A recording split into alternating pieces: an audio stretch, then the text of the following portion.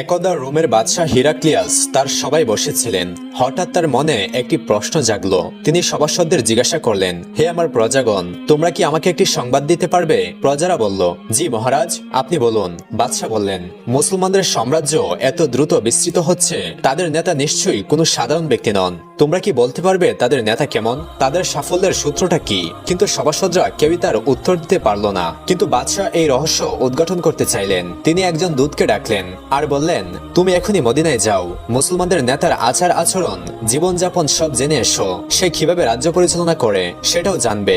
বাদশার আদেশ পেয়ে দূত মদিনার দিকে রওনা হলো। তার সাথে ছিল একটি দ্রুতগামী ঘোড়া। তাই খুব কম সময়ে সে মদিনায় পৌঁছে গেল। মদিনায় পৌঁছে দূত যা দেখলো তার জন্য সে মোটেও প্রস্তুত ছিল না।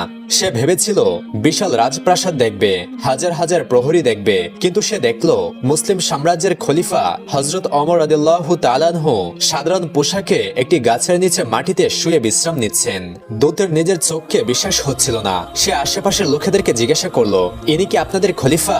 লোকেরা বলল, জি, ইনি অর্ধ জাহানের খলিফা হযরত ওমর রাদিয়াল্লাহু তাআলা আনহু। দূত হতভম্ব হয়ে গেল। সে খলিফার সামনে গিয়ে বলল, হে খলিফা, আপনি ভয় পান না? আপনার আশেপাশে কোনো প্রহরী নেই, এভাবে গাছের নিচে শুয়ে আছেন। যদি কোনো শত্রু এসে আক্রমণ করে? হযরত ওমর রাদিয়াল্লাহু তাআলা আনহু মুচকি হেসে বললেন, আমি জনগণের উপর অত্যাচার করিনি, আমি ন্যায় বিচার প্রতিষ্ঠা করেছি। যারা ন্যায়ের পথে চলে তাদের প্রহরীর দরকার হয় না। এই কথা শুনে দূত আর কিছু না বলে নিজের রাজ্যে ফিরে গেল। দূত রাজ্যে ফিরে গিয়ে বাদশাহ হিরাক্লিয়াসকে বলল, হে বাদশাহ, আমি এমন এক সম্রাটের দেখা পেয়েছি যার নামে পুরো পৃথিবী কাঁপে, কিন্তু তিনি মাটির উপর একটি গাছের নিচে শুয়ে বিশ্রাম নিচ্ছিলেন। তার কোনো রাজপ্রাসাদ আমি খুঁজে পাইনি। বাদশাহ অবাক হয়ে জিজ্ঞাসা করলেন, তুমি কি তার সাথে কথা বলেছিলে? দূত বলল, জি, তিনি বলেছেন তিনি ন্যায় বিচার প্রতিষ্ঠা করেছেন, তাই তার প্রহরীর প্রয়োজন নেই। বাদশাহ কিছুক্ষণ চুপ থেকে বললেন, এ নিশ্চয়ই কোনো মহাজ্ঞানী ব্যক্তি হবে, তার জ্ঞানের গভীরতা আমি পরক্ষরে দেখব। অতঃপর বাদশাহ পুনরায় দূতকে ডাকলেন। তার হাতে একটি চিঠি দিয়ে বললেন, এই চিঠিটি অমরের হাতে দেবে আর তাকে মুখে একটি প্রশ্ন করবে, আল্লাহ কোন জিনিস দেখেন না? সে যদি উত্তর দিতে পারে আমরা মেনে দেব ইসলাম সত্য ধর্ম। দূত আবার মদিনার দিকে রওনা হলো। সে দেখলো হযরত ওমর রাদিয়াল্লাহু তাআলা আনহু সভাসদদের নিয়ে আলোচনা করছেন। হযরত ওমর রাদিয়াল্লাহু তাআলা আনহু দূতকে ডেকে বললেন, হে দূত, এবার কেন এসেছো? দূত সালাম জানিয়ে বলল, হে অর্ধ জাহানের বাদশাহ, রোমের বাদশাহ হিরাক্লিয়াস কয়েকটি প্রশ্ন পাঠিয়েছেন আর একটি প্রশ্ন মুখে বলতে বলেছেন।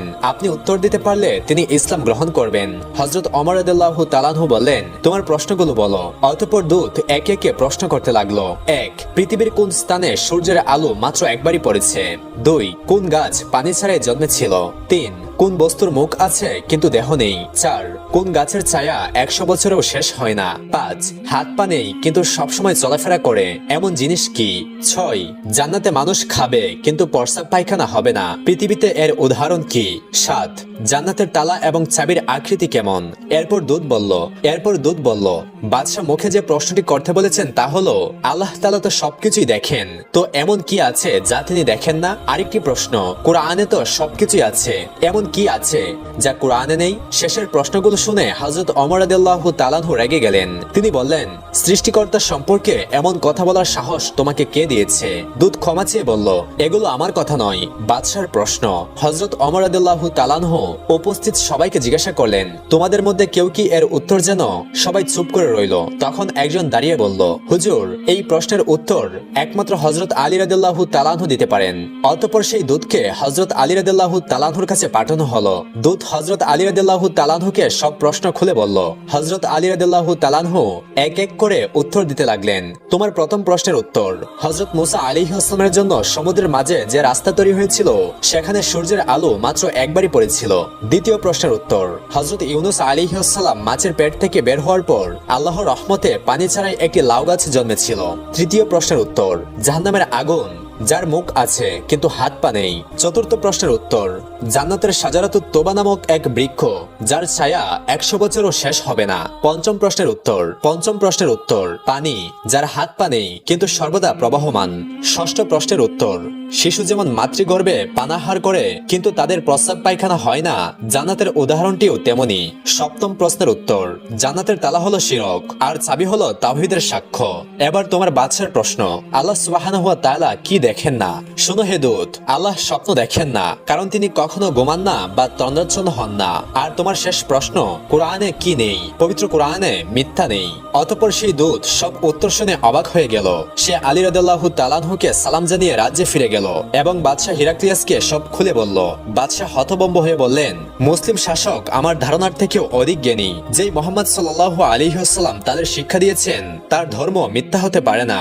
আমি লোকমুখে ঠিকই শুনেছি, মুহাম্মদ জ্ঞানের শহর এবং আলী তার দরজা। হে লোক সকল, তোমরা শুনে রাখো, মুহাম্মাদের ধর্মই একমাত্র সত্য ধর্ম এবং আমি সাক্ষ্য দিচ্ছি যে মুহাম্মদ সাল্লাল্লাহু আলাইহি ওয়াসাল্লাম আল্লাহর রাসূল। হযরত ওমর রাদিয়াল্লাহু তাআলা আনহুর শাসনকালে একদিন দুজন সহোদর ভাই এক বালককে টেনে হিঁচড়ে নিয়ে আসলেন ওমর রাদিয়াল্লাহু তাআলা আনহুর দরবারে। হযরত ওমর রাদিয়াল্লাহু তাআলা আনহু ওই দুই ভাইকে জিজ্ঞাসা করলেন, তোমরা কেন এই বালকটিকে এইভাবে ধরে নিয়ে আসলে? তোরে সেই দুই ভাই বললেন, হে আমিরুল মুমিনিন, এই বালক আমাদের পিতাকে হত্যা করেছে। এই কথা শুনে সাইয়েদনা হযরত ওমর রাদিয়াল্লাহু তাআলা আনহু বালকটিকে লক্ষ্য করে বললেন, আপনি কি সত্যিই তাদের পিতাকে হত্যা করেছেন? ওমর রাদিয়াল্লাহু তাআলা আনহুর প্রশ্নের উত্তরে বালকটি বলল, হ্যাঁ, আমি এই কাজ করেছি, তবে তা ছিল একটি দুর্ঘটনা। আমার উট তাদের বাগানে ঢুকে পড়েছিল। তা দেখে তাদের পিতা একটি পাথর ছুঁড়ে মারলো, আর সেই পাথরটি আমার উটের চোখে লাগলো। তখন আমি দেখতে পাই যে উটটি খুবই কষ্ট পাচ্ছে, যা দেখে আমার অনেক রাগ হয়ে যায় এবং অন্য একটি পাথর নিয়ে আমি তার দিকে ছুঁড়ে মারি। পাথরটি তার মাথায় লাগে এবং উনি মারা যান।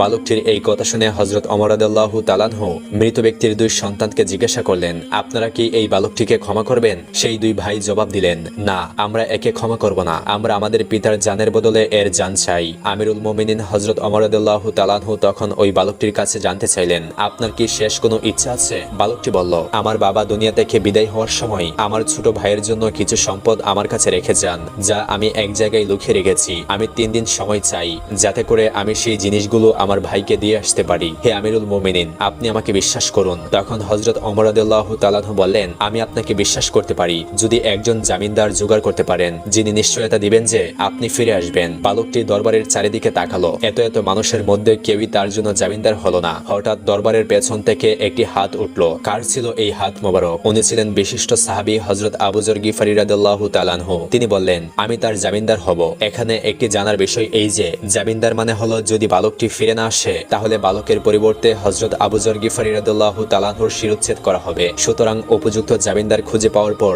বালকটিকে ছেড়ে দেওয়া হলো। একদিন গিয়ে 2 দিন হলো, কিন্তু বালকটি তো ফিরে আসলো না। তৃতীয় দিনে দুই ভাই হযরত আবু যর গিফারি রাদিয়াল্লাহু তাআলা আনহুর কাছে গেলেন। তখন আবু যর গিফারি রাদিয়াল্লাহু তাআলা আনহু বললেন, আমি মাগরিব পর্যন্ত অপেক্ষা করব, আপনারা আমাকে মাগরিব পর্যন্ত সময় দিন। অতঃপর মাগরিবের কিছুক্ষণ আগে হযরত আবু যর গিফারি রাদিয়াল্লাহু তাআলা আনহু সাইয়েদনা ওমর রাদিয়াল্লাহু তাআলা আনহুর দরবারের দিকে রওনা হলেন। তখন পবিত্র মদিনা শরীফের অধিবাসীগণ হযরত আবু যর গিফারি রাদিয়াল্লাহু তাআলা আনহুর পিছন পিছন যেতে লাগলেন। সকলেই দেখতে চান কি ঘটে আজকে। সত্যিই কি হযরত আবু যর গিফারি রাদিয়াল্লাহু তাআলা আনহুকে ওই বালকের পরিবর্তে মৃত্যুদণ্ড দেওয়া হবে? চারিদিকে পিনপতন নীরবতা। কি হতে চলেছে? হঠাৎ মাগরিবের আজানের কিছুক্ষণ আগে সেই বালক চিৎকার দিয়ে দৌড়ে এসে ওমর রাদিয়াল্লাহু তাআলা আনহুর দরবারে উপস্থিত হলো। এই দৃশ্য দেখে সাইয়েদনা ওমর রাদিয়াল্লাহু তাআলা আনহু জিজ্ঞাসা করলেন, হে বালক, তুমি কেন ফিরে এসেছো? আমি তো তোমাকে আনার জন্য কোনো লোক পাঠাইনি। কোন জিনিসটা তোমাকে ফিরিয়ে আনলো? তখন বালকটি উত্তর দিল, আমি চাই না যে কেউ একজন বলুক মুসলিম কথা দিয়েছিল কিন্তু সে কথা রাখিনি, তাই আমি ফিরে এসেছি। সাইয়েদনা হযরত ওমর ফারুক রাদিয়াল্লাহু তাআলা আনহু তখন হযরত আবু যর গিফারি রাদিয়াল্লাহু তাআলা আনহুকে বললেন, হে আবু যর, না জেনে না চিনে আপনি কেন এই বালকটির জামিনদার হলেন? হযরত আবু যর গিফারি রাদিয়াল্লাহু তাআলা আনহু বললেন, আমি দেখলাম একজন মুসলমানের সাহায্যের প্রয়োজন। আমি চাই না যে কেউ বলুক একজন মুসলমানের সাহায্যের প্রয়োজন ছিল, কিন্তু কোনো মুসলমান তাকে সাহায্য করেনি। এই কথা শুনে দুই ভাই বলে উঠল, হে আমিরুল মুমিনিন, আমরাও চাই না যে কেউ বলুক একজন মুসলমান ক্ষমা চেয়েছিল কিন্তু অন্য মুসলমান তাকে ক্ষমা করেনি। তারপর দুই ভাই বালকটিকে ক্ষমা করে দিল। অতঃপর বালকটি মুক্তি পেয়ে গেল। সুবহানাল্লাহ, সুবহানাল্লাহ। অপর একটি ঘটনা, ওমর রাদিয়াল্লাহু তাআলা আনহুর খেলাফতকালে মুসলিম উম্মাহ সবচেয়ে আরাম এবং শান্তিময় ভাবে জীবনযাপন করতে পেরেছিল। তিনি অর্ধ পৃথিবীর বাদশা হয়েও প্রতি রাতে মানুষের বাড়িতে বাড়িতে গিয়ে খোঁজ খবর নিতেন। কোনো বাড়িতে অনাহারে কেউ আছে কিনা, এমন কে আছে যে না খেয়ে ঘুমিয়েছে, এই সব কিছু খুঁজে বের করে তিনি সরকারি কোষাগার থেকে তাদের বাড়িতে মালামাল পাঠাতেন। একদিন তিনি রাতের বেলা পর্যবেক্ষণ করতে গিয়ে এক বাড়িতে লক্ষ্য করলেন একটি ঘরের মধ্যে 2টি বাচ্চা কান্না করছে এবং একটি চুলার উপর পাতিল বসিয়ে এক মা কি জানি নাড়াচাড়া করছে আর বাচ্চাদেরকে বলছে, আর একটু পরেই তোমাদের খাবার তৈরি হয়ে যাবে। এই বলতে বলতে অনেক সময় হয়ে গেল কিন্তু খাবার হচ্ছে না। একটা সময় বাচ্চারা ঘুমিয়ে পড়েছে। এরকম ঘটনা দেখে হযরত ওমর রাদিয়াল্লাহু তাআলা আনহু নিজের পরিচয় গোপন রেখে সালাম দিয়ে সেই মহিলার ঘরে প্রবেশ করলেন এবং মহিলাকে জিজ্ঞাসা করলেন, আপনি চুলায় কি রান্না করছেন? আর আপনার ছেলেদেরকে তো কিছুই খেতে দিলেন না, তারা তো না খেয়েই ঘুমিয়ে পড়েছে। করেছে। তখন মহিলা জবাব দিলেন, আজকে রাত্রে খাবার মতো আমার ঘরের মধ্যে কিছুই ছিল না। বাচ্চারা পাশে কান্না করছিল, বারবার আমার কাছে খাবার চাচ্ছিল। আমি নিরুপায় হয়ে গিয়েছিলাম, কিভাবে কোথা থেকে বাচ্চাদেরকে খাবার এনে দেব।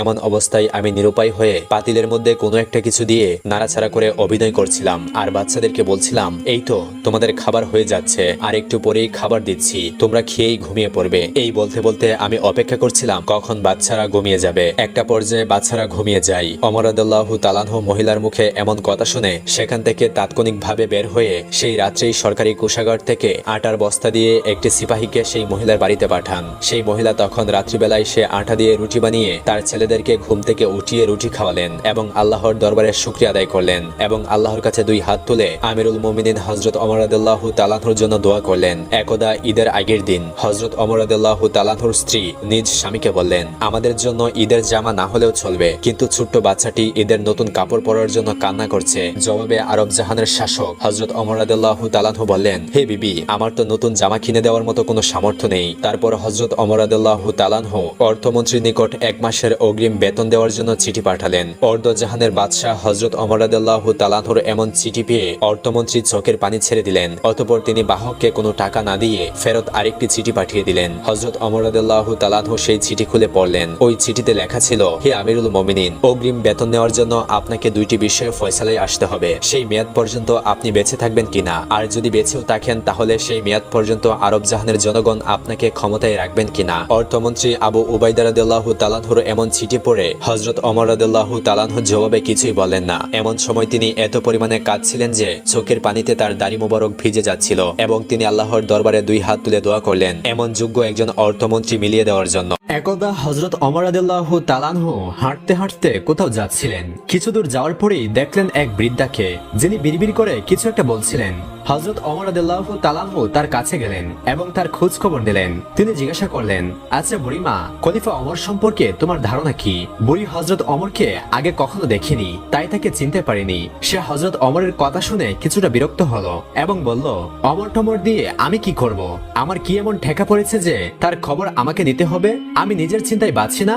বুড়ির কথাই ছিল রাগ আর অসন্তুষ্টের ছাপ। হযরত ওমর রাদিয়াল্লাহু তাআলা আনহু আবার তাকে জিজ্ঞাসা করলেন, আচ্ছা বুড়িমা, ওমরের উপর তোমার এত রাগ কেন? বুড়ি চেঁচিয়ে চেঁচিয়ে জবাব দেয়, রাগ হবে না কেন? এই যে সে খলিফা হয়েছে, সে কি আমায় একটি পয়সা দিয়েছে, নাকি কোনোদিন আমার খোঁজ খবর নিয়েছে যে আমি কি হালতে আছি? ও মানুষ না। হযরত ওমর রাদিয়াল্লাহু তাআলা আনহু বুড়ির এই কথা শুনে বড় চিন্তিত হলেন। তিনি ভাবলেন, ঠিকই তো, আমি তো তার তেমন কোনো খোঁজ খবর নিতে পারিনি। তিনি কিছুটা নরম হয়ে বুড়িকে আবার বললেন, আচ্ছা বুড়িমা, তুমি কি অবস্থায় আছো ওমর কি করে জানবে? তুমি গিয়ে ওমরকে সব জানিয়ে আসলেই তো পারতে। বুড়ি জবাব দেয়, কেন? আমি জানাতে যাব কেন? ওমর তো আমিরুল মুমিনিন, সেই তো সবার খোঁজ খবর নেবে বলে রাষ্ট্রের দায়িত্ব গ্রহণ করেছে। প্রত্যেকের খোঁজ খবর রাখার দায়িত্ব তো তারই। রুক্ষ ভাষায় বৃদ্ধা জবাব দিল। হযরত ওমর রাদিয়াল্লাহু তাআলা আনহু শান্তভাবে আবার বললেন, আচ্ছা, ওমর খলিফা হওয়ার পর তুমি যে কষ্ট পেয়েছো, সে কষ্টের বিনিময়ে তুমি কত টাকা পেলে ওমরকে মাফ করে দিবে? বৃদ্ধার সাথে হযরত ওমর রাদিয়াল্লাহু তাআলা আনহুর এসব কথা চলছে। এমন সময় হযরত আলী রাদিয়াল্লাহু তাআলা আনহু ও আব্দুল্লাহ ইবনে মাসউদ রাদিয়াল্লাহু তাআলা আনহু সেখানে হাজির হলেন। তারা হয়তো কোথাও যাচ্ছিলেন। তারা এসে সালাম দিলেন, আসসালামু আলাইকুম ইয়া আমিরুল মুমিনিন। আগন্তুক দুই ব্যক্তির মুখে আমিরুল মুমিনিন শব্দ শুনে বৃদ্ধা তাজ্জব হয়ে গেল। সে ভয়ে কাঁপতে লাগলো আর ভাবতে লাগলো যে সে হযরত ওমরের সামনেই তাকে এত গালমন্দ করেছে। এই চিন্তা করে দারুণ অনুতপ্ত হলো বুড়ি। হযরত ওমর রাদিয়াল্লাহু তাআলা আনহু বৃদ্ধাকে সান্ত্বনা দিলেন এবং তার হাতে 5টি স্বর্ণমুদ্রা দিয়ে বললেন, বুড়িমা, তুমি এই চামড়ায় লিখে দাও যে কিয়ামতের দিন ওমরের কাছে আমার কোনো দাবি নেই। বৃদ্ধা তখন তাই করলো। চামড়ার উপর তা লিখে দিল বৃদ্ধা। আর হযরত আলী রাদিয়াল্লাহু তাআলা আনহু সাক্ষী হিসেবে তাতে দস্তখত করলেন। ওমর রাদিয়াল্লাহু তাআলা আনহুর আরো একটি ঘটনা। হযরত ওমর রাদিয়াল্লাহু তাআলা আনহু হযরত মুহাম্মদ সাল্লাল্লাহু আলাইহি ওয়াসাল্লামকে অনুসরণ করে তালি লাগানো জামা পরতেন। যখন তিনি মুসলমানদের প্রাণকেন্দ্র বাইতুল মুকাদ্দাস জয় করার জন্য বের হয়েছিলেন, সে সময় তার পরিহিত জামায় 17টি তালি লাগানো ছিল। যখন তিনি তালিযুক্ত জামা পরিহিত অবস্থায় জেরুজালেমের উদ্দেশ্যে রওনা হয়েছিলেন, তখন সাহাবাদের মধ্য হতে কেউ একজন হযরত আলী রাদিয়াল্লাহু তাআলা আনহুকে বলল, ইয়া আলী, হযরত ওমর রাদিয়াল্লাহু তাআলা আনহুকে বলুন অন্তত আজকের দিনে তিনি তালিযুক্ত কাপড় খুলে একটু ভালো কাপড় পরিধান করার জন্য, কারণ তিনি ইহুদি খ্রিস্টানদের দেশে যাচ্ছেন। তারা হয়তো আমিরুল মুমিনিন মুমিনিনকে দেখে বিরূপ মন্তব্য করতে পারে। তারা তিরস্কার করে বলতে পারে যে মুসলমানগণ খলিফার জন্য একজোড়া ভালো কাপড়ের ব্যবস্থাও করতে পারেনি। আপনি খলিফাকে বুঝিয়ে বলুন। সাহাবাদের পীড়াপিড়িতে হযরত আলী রাদিয়াল্লাহু তাআলা আনহু কথাটি বলার জন্য হযরত ওমরের কাছে গেলেন, কিন্তু এমন কথা বলার সাহস পেলেন না তিনি, কারণ হযরত ওমর রাদিয়াল্লাহু তাআলা আনহু এমনিতেই গরম মেজাজের ছিলেন। তার উপর এমন স্পর্শকাতর বিষয়ে মুখটাই বা খুলবেন কিভাবে? অনেক চেষ্টা করলেন কিন্তু কোনোভাবেই বলতে পারলেন না। ফিরে এলেন সাহাবাদের কাছে এবং নিজের অপারগতা প্রকাশ করলেন। হযরত আলী রাদিয়াল্লাহু তাআলা আনহু বললেন, আমি যখন বলার জন্য তার কাছে গিয়েছি তখন কথা বলার শক্তি হারিয়ে ফেলেছি। এবার সাহাবাগণ পরামর্শ করলেন, তাহলে এই কথা খলিফার কাছে কে বলতে পারে? সকলেই খেয়াল পেশ করলো হযরত আয়েশা রাদিয়াল্লাহু তাআলা আনহা এবং হযরত হাফসা রাদিয়াল্লাহু তাআলা আনহা বলতে পারবেন। তারা সকলেই মিলে হযরত হাফসা রাদিয়াল্লাহু তাআলা আনহার কাছে গেলেন। হযরত হাফসা রাদিয়াল্লাহু তাআলা আনহা বললেন, আমি আল্লাহর রাসূলের স্ত্রী এবং খলিফা ওমরের মেয়ে, কিন্তু আমার পিতাকে এই কথা বলার সাহস আমার নেই, আমি একথা বলতে পারবো না। তখন হযরত আয়েশা রাদিয়াল্লাহু তাআলা আনহা বললেন যে তিনি একথা হযরত ওমর রাদিয়াল্লাহু তাআলা আনহুকে বলতে পারবেন। সাহাবায়ে কেরাম হযরত আয়েশা রাদিয়াল্লাহু তাআলা আনহার কাছে দরখাস্ত করলেন। অতঃপর তিনি হযরত ওমর রাদিয়াল্লাহু তাআলা আনহুকে ডেকে পাঠালেন। হযরত ওমর রাদিয়াল্লাহু তাআলা আনহু হযরত আয়েশা রাদিয়াল্লাহু তাআলা আনহার পয়গাম পাওয়ার সাথে সাথেই উপস্থিত হলেন। ভারত উপমহাদেশের বিখ্যাত হাদিস বিশারদ শাহ ওলিউল্লাহ মুহাদ্দিসে দেহলভী রাহমাতুল্লাহি আলাইহি একটি গ্রন্থে লিখেছেন যে হযরত ওমর রাদিয়াল্লাহু তাআলা আনহু আম্মাজান আয়েশা রাদিয়াল্লাহু তাআলা আনহার সামনে দুজানু হয়ে বসে পড়লেন। আয়েশা রাদিয়াল্লাহু তাআলা আনহা বললেন, হে আমিরুল মুমিনিন, আপনি যেহেতু খ্রিস্টানদের রাজ্যে যাচ্ছেন এজন্য আপাতত এই তালিযুক্ত জামা পরিত্যাগ করে অন্য একটি ভালো জামা পরিধান করুন। আম্মাজান আয়েশা রাদিয়াল্লাহু তাআলা আনহার কথা শেষ হতে না হতেই খলিফাতুল মুসলিমিন কেঁদে ফেললেন। আয়েশাকে বললেন, আম্মা, আপনি কি আমাকে রাসূল সাল্লাল্লাহু আলাইহি ওয়াসাল্লাম থেকে দূরে সরিয়ে দিতে চাচ্ছেন? আপনি কি রাসূলের সাথে কাটানো সেই দিনগুলোর কথা মনে নেই যে দিনের পর দিন নবীজি সাল্লাল্লাহু আলাইহি ওয়াসাল্লাম উপবাস থেকেছেন? 3 দিন পর্যন্ত নবী করিম সাল্লাল্লাহু আলাইহি ওয়াসাল্লামের চুলায় আগুন জ্বলেনি। হে আয়েশা, আপনার কি সেই দিনগুলোর কথা মনে নেই যে নবী করিম সাল্লাল্লাহু আলাইহি ওয়াসাল্লাম তালিযুক্ত কাপড় পরিধান করেছেন? আম্মাজান, ওমর এই ছেঁড়াফাড়া তালিযুক্ত পোশাক পরে যে স্বাদ অনুভব করে তা বোঝানো সম্ভব নয়। আমি আর অন্য কিছুতেই এমন স্বাদ অনুভব করি না। সিরাতের কিতাব সমূহে লিপিবদ্ধ রয়েছে যে খলিফা হযরত ওমর রাদিয়াল্লাহু তাআলা আনহু যখন রাসূল সাল্লাল্লাহু আলাইহি ওয়াসাল্লামের অসাহিত্যের কথা আলোচনা করতেন তখন হযরত আয়েশা এবং হযরত হাফসা দুজনেই অজরে কাঁদতেছিলেন। অতঃপর খলিফাতুল মুসলিমিন হযরত ওমর রাদিয়াল্লাহু তাআলা আনহু তালিযুক্ত কাপড় পরিধান করেই মুসলমানদের প্রাণকেন্দ্র বাইতুল মুকাদ্দাস বিজয় করার জন্য বের হন। হযরত ওমর রাদিয়াল্লাহু তাআলা আনহু যখন জেরুজালেম শহরে প্রবেশের দ্বার প্রান্তে 20 লক্ষ বর্গ মাইলের বিশাল সাম্রাজ্যের খলিফার হাতে উটের রশি, উটের উপর বসে আছেন ভৃত্য মুসলিম বাহিনীর সেনাপতি আবু উবাইদা ইবনুল জারাহ রাদিয়াল্লাহু তাআলা আনহু লক্ষ্য করলেন খলিফার গায়ে অতি সাধারণ 17টি তালিযুক্ত জামা। উটের রশি ধরে টানছেন মুসলিম বিশ্বের খলিফা, আর ভৃত্য বসে আছেন উটের উপর। এটা দেখে রোমানরা কি মনে করবে এসব ভেবে তিনি বললেন, হে আমিরুল মুমিনিন, আমরা এমন এক জায়গায় আছি যেখানে লোকেরা চাকচিক্য পছন্দ করে, মানুষের বাহ্যিক সৌন্দর্য দেখে মানুষের মর্যাদার বিচার করে। তাই আপনি যদি একটু ভালো পোশাক পরতেন তাহলে তা কতই না উত্তম হতো। হযরত ওমর রাদিয়াল্লাহু তাআলা আনহু তখন আবু উবাইদা ইবনুল জাররাহ রাদিয়াল্লাহু তাআলা আনহুর কথায় রেগে গেলেন, তার বুকে আঘাত করলেন আর বললেন, আমি তোমার পক্ষ থেকে এই কথাগুলো আশা করিনি। এরপর হযরত ওমর রাদিয়াল্লাহু তাআলা আনহু বললেন, আমরা হচ্ছে সেই জাতি যাদেরকে মহান আল্লাহ সুবহানাহু ওয়া তাআলা ইসলাম দ্বারা সম্মানিত করেছেন। আমরা যদি ইসলাম ছাড়া অন্য কোনো উপায়ে সম্মান খুঁজি তাহলে মহান আল্লাহ তাআলা আমাদের অসম্মানিত করবেন। প্রিয় দর্শক, এই ছিল আমাদের আজকের ভিডিও। আমাদের ভিডিওটি কেমন লাগলো একটি লাইক দিয়ে কমেন্ট করে জানাবেন এবং পরবর্তী ভিডিও পেতে আমাদের চ্যানেলটি অবশ্যই সাবস্ক্রাইব করবেন।